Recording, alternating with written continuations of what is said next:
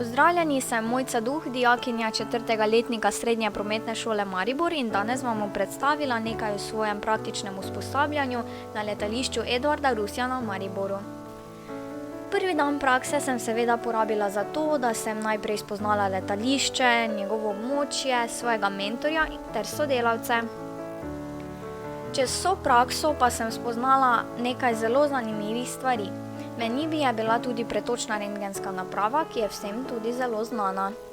Opozarjali smo veliko na covid, dajali priporočila potnikom, delili maske, razkužila. Spremljati sem morala tudi število obiskovalcev za določene dni in ure. Te podatke sem kasneje vstavila v svoj dnevnik praktičnega usposabljanja, katerega smo morali redno pisati vsak dan in ga seveda tudi oddajati. Lahko sem spremljala tudi Pipistrelove mehanike, kako so sestavljali svoje prototipno letalo.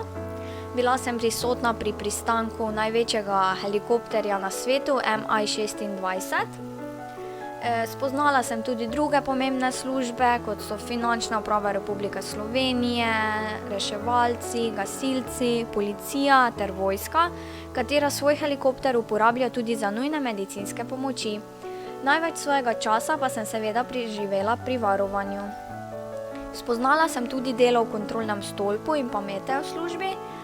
Spremljala sem letala, naučili so me tudi, kako njihovo delo poteka, kadar pride do izpada elektrike. Meteo službi pa so mi pokazali in povedali, kaj se pilot potrebuje, da sploh lahko vzleti.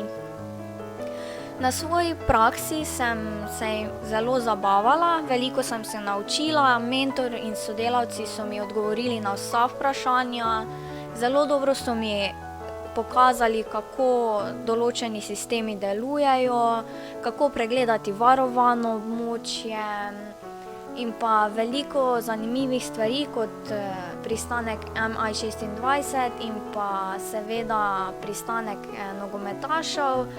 To vse sem lahko spremljala, dobila sem občutek, kako je delati na letališču kot varnostnik. Lahko sem spoznala tudi, kako je, ko na letališču delaš kot gasilec, kot policist, in to mi je bilo zelo zanimivo. In če bi imeli še več prakse, bi jo definitivno opravljala na letališču Edvarda Rusjana v Mariboru.